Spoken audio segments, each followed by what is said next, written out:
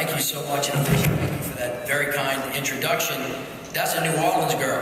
And by the way, Gregory Lee's from New Orleans too. And so I'm ecstatic to be here. I had the great pleasure of meeting Deborah Lee, who's the head of BET, just a moment ago.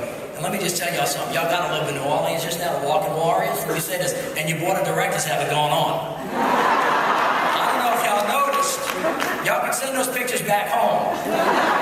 It's okay to second line in New Orleans. It's part of our culture. You know, a lot of times when you try to explain what it is about this city, it's very hard to really kind of understand. The best way for us to say it is New Orleans just gets all up in you. And y'all got a feeling for what that was about. So we are ecstatic to have you with us today. I come on behalf of the people of the city of New Orleans to tell you thank you for taking the time to be with us, to help us stand ourselves back up, to help the people of New Orleans begin to create. Thank you very much. To help the people of New Orleans begin to create a great story of resurrection and redemption that many of you have not only been witness to, but have helped happen. The National Association has been down here many, many, many times. And again, you come to us today and do for us, again, putting us on the national stage, something that's very, very special. I want to talk to you for a couple of minutes this morning about a couple of things that should be evident to you. In New Orleans, from great depth of despair and struggle, you've seen the people of New Orleans and consequently the people of America rise. Our lives, intertwined, inextricably bound to this place, were forever changed, as all of you know, as were yours, by Hurricane Katrina. But the people of New Orleans stand before you, American citizens, each and every one of us, tall, proud, unbowed, and unbroken. I can tell you the story of resurrection, redemption, and resilience. We're one of the fastest growing areas of the country now. Our regional unemployment rate is lower than the national average and is trending down. Our home sales and our home property values are up. Rapidly improving schools where the outcomes between kids in the city and kids in the rest of the state is closing more dramatically and faster than anywhere else in the country. The restructuring of our healthcare delivery system is moving fast at breakneck pace as we seem to be stuck on the national level. We have now 88 primary healthcare clinics right down the street at the St. Mary Buck Health Clinic. 350 women a month are getting mammograms that never used to exist before. And we are on the front of it rather than on the back of it. We have a booming film industry. We film more films in New Orleans than any other city in America now, behind Los Angeles and New York, a $500 million book of business. We have 37 major feature films that have been filmed here. We have 9 being filmed as we speak, creating thousands of jobs for the people of New Orleans. We have 9 million visitors now every year. We have, in the last 6 months, hosted more major events than any other major city in America, starting off with the BCS Championship, the Final Four. Next week, y'all need to come back. The Essence Festival will be in the house. Y'all came too early. Just saying. And of course, next year, we will host the 47th Super Bowl. We have hosted more Super Bowls than any other city in America.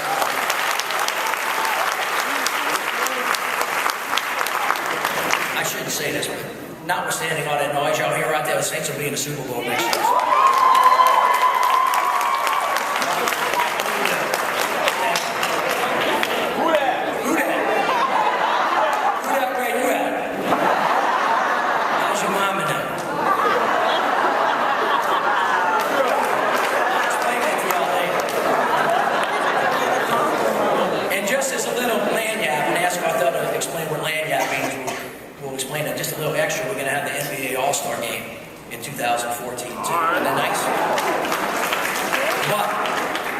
That's the happy part of the speech. And I did notice y'all all kind of walked in here a little bit late this morning. 9:30. I'm just going to say I talked to the Southern Baptist yesterday at 7 a.m.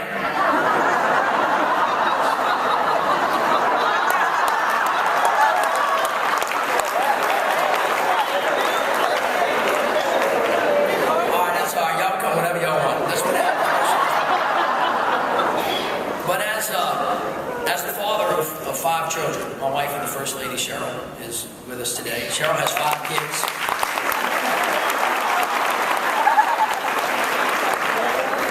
I really want to talk to you from that perspective and tell you, and all of you know this, if you have children, that as wonderful as some parts of your life may be, as well as some parts of the country might be doing, as well as parts of your neighborhood might be functioning, as well as a lot of your families may be doing well. Every parent knows what I'm about to tell you is essentially true, that you can never be happier than your saddest child. Y'all know that's the truth. And so today I want to talk to you about something that's really hard. Not maybe the best way to start off the morning, but it's worth talking about. And so we're gonna. We must look with eyes wide open and see what's really happening on the streets of America. I dare to look at this, and now I can't turn away. And as journalists, you have the power to help people see what I have seen. I want all of you to look at these binders and feast your eyes on them for a moment. These binders hold the details of every person that was murdered in the city of New Orleans in the last year. I hope that you notice that they're really thick. This is the story of each person whose life has been taken so far this year. Each tab is a name, each tab is a face, each tab is a tragic story. On this issue of the lives of young African American men taking and being taken on the streets of America, I have to admit to you that I am left tied in knots. There's nothing really in my life experience that prepared me for the horror of last month when gunfire erupted on Simon Boulevard Street, which is less than a half a mile from here, during the birthday party for a 10-year-old. Two fellas were riding down the street. They saw somebody that they wanted.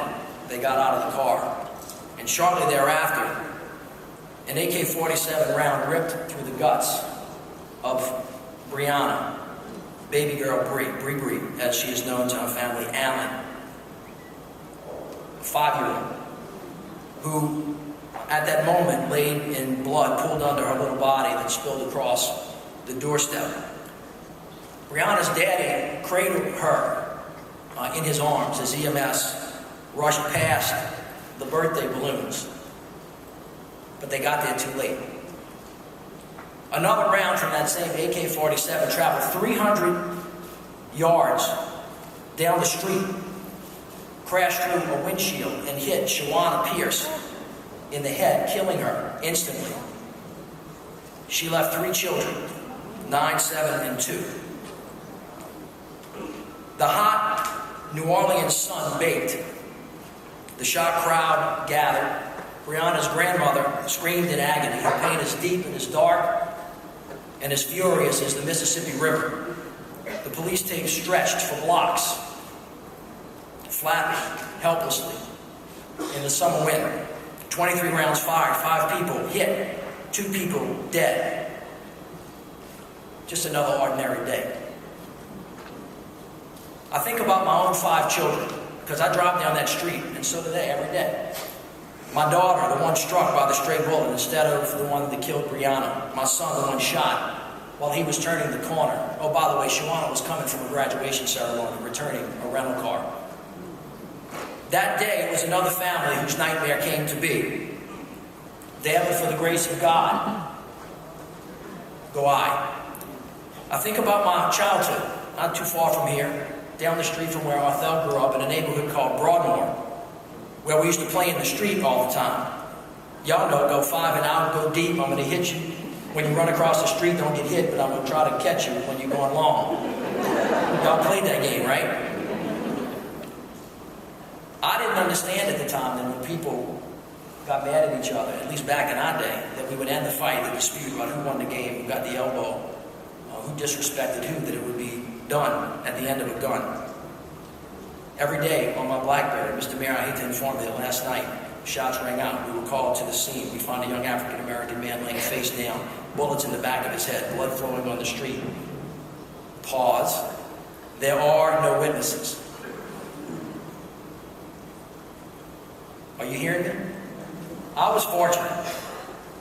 But in New Orleans and all over America every day, we have children that are in elementary school who have buried friends before getting through 8th grade. Innocent lives lost, lives changed, and damage done.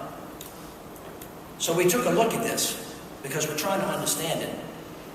It was something people had looked away from for a long time, that was subject to immediate calls of, we need a better mayor, we need a better police chief, we need a better somebody help me solve this problem, because it obviously just started yesterday. So I want to take you back to 1979, as far back as our records will count accurately, 33 years ago.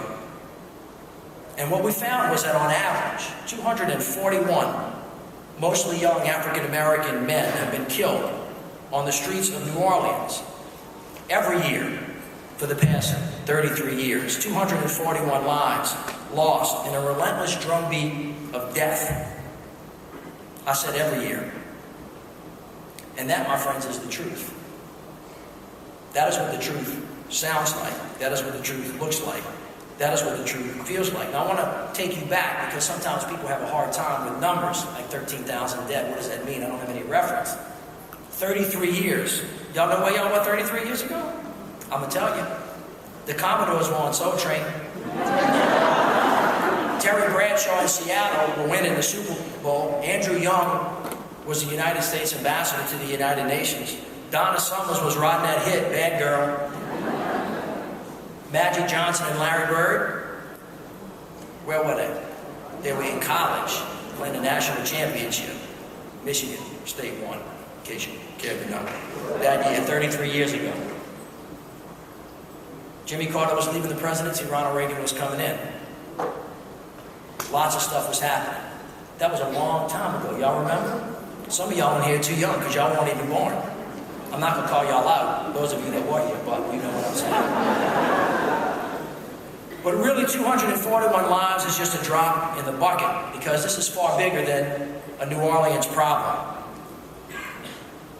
In America last year, 13,000 people were murdered on our streets. And these victims were proportionally young African-American men. Let me let you look at it another way. In just the last 365 days, more Americans dead than on 9/11 and in the wars of Afghanistan and Iraq combined in total. $1 trillion spent on those wars. What have we spent trying to save the lives of these young men? A lot less than it should. Indeed, it is a sad and horrible truth that during 2010-2011 school year, at New Orleans' historic John McDonough High School, a student was more likely to be killed on the streets of America in New Orleans than a soldier fighting for our freedom in Iraq and Afghanistan. Mayor Mike Nutter and I have organized a small group of mayors to take on this issue through an organization called Cities United. But finding solutions to this deep problem should be a top national priority. And it isn't. You would think that there would be rioting in the streets, but there is not. You would think that our deep love for community, our values that place human life over all else, and the essential connection to our fellow men would make us rise up with one voice to stop the killing. It does not. If the Ku Klux Klan killed 200 black kids on the streets of New Orleans, as Mayor Nutter said, this city would be in lockdown. If 200 well-off white kids were murdered on the streets of the city of New Orleans, there would be hell to pay. If either of these things happened, the earth would stop spinning, the sun would stop shining, and we would respond marshaling every resource we could find to fix this problem. If we valued the lives of these young men, we would do more. As a nation, we would pump billions into prevention, early childhood education, recreation, more probation and parole officers, more police officers, more ATF, DEA, USA, to secure the most vulnerable neighborhoods who need protection. But we don't. What we have here is young black kids killing young black kids in a ripple of death and destruction. And this touches us all in a very different way. Fear seeps into the crevices of our mind. Hate stains our heart. With fear, we lose our freedom. With hate, we lose our humanity. And in sheer desperation, we lose our children, our sons, our future. And all that remains with us is numbness and paralysis. We're numb to the culture of death on our streets, numb to these horrible consequences. It is a simple, evil notion that feeds this numbness, this paralysis, and yes, this indifference. The evil notion is that the lives of young African American men are not worth much. That they are of little consequence. Their violent deaths, a part of the natural order of things. You've heard it. It's just thugs killing thugs. And some of you in this room have said that. But you must know. You must see. And I trust that you do. That this is a lie. And with each life that is wasted and lost, the lie gets bigger. The hidden hope in each of these lives becomes harder to see, to nurture, and to believe in. But if you look harder, if you allow yourself the pain of feeling more deeply, it becomes immediately apparent what is possible. It should be clear to you that the young black men that we talk about are invaluable. They are, in fact, priceless.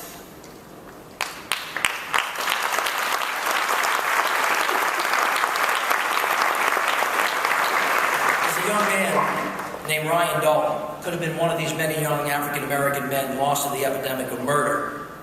But he wasn't lost.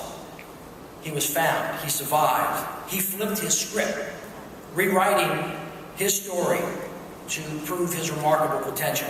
You all know Ryan. You see him every day. Ryan is the sixth of 11 children. He was raised by his mom, and times were tough in the 8th Ward. When Katrina hit, he was just 15. They had to run over to Houston for a while before they came back. He didn't return to school until they moved back to New Orleans, but when he came back, he had a familiar story. He had a baby boy that he had to take care of. Ryan needed money, and so he turned to life on the streets, and it was there living the life where he nearly lost his. Shot 3 times, but he survived.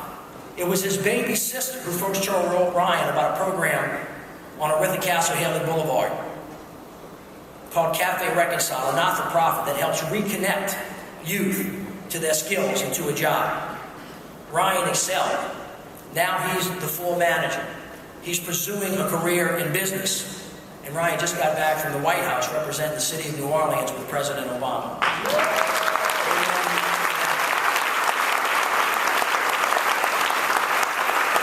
Ryan's life is a testament to our young people's promise. He shows us that hope, though she may be concealed, is always there, waiting for us to seek her out. His story shows what is possible, and you all know there are so many more like him. So do not buy the lie. These young men were not born nameless, faceless thugs and gangsters who live and die out of sight and out of mind. They are flesh and blood, and they can do great things. And of all people, you are and have been the ones called to tell this story. You have heard so many times before in your life that the arc of history bends toward justice, but it does not bend on its own. Someone needs to do the bending. And guess who's called upon today to do that heavy lift? At your hotel, you're going to notice a message on your pillow: we will never rest. My days are spent on this problem. It's the first thing on my mind as I rise, and the last thing in my prayers each evening. We live in the greatest country in the world. You need to believe that there's nothing broken here that cannot be fixed. There's no problem here that we cannot be solved. The hard truth is that the path will be long and arduous, require sacrifice, patience, and endurance, and we will never rest. And just like Ida Wells and Earl Caldwell, people from a different era that helped us see the truth, great journalists that have the power to educate, to engage, to bring laughter or tears, make people jump up or hunker down. You have the power to move people. You can make the world see like I saw when I looked. So I ask you, consider this issue deeply and with great empathy. Tell the stories of these young people who take and are taken for all of America to see. We will never rest. We cannot ever rest. There are answers to be found, and there is justice to be done. But to solve this problem, it will take our all. And with your help, we will do it. We will save the next generation of young black men, and in doing so, save ourselves and this great country, and create a more perfect union for us all. Thank you all.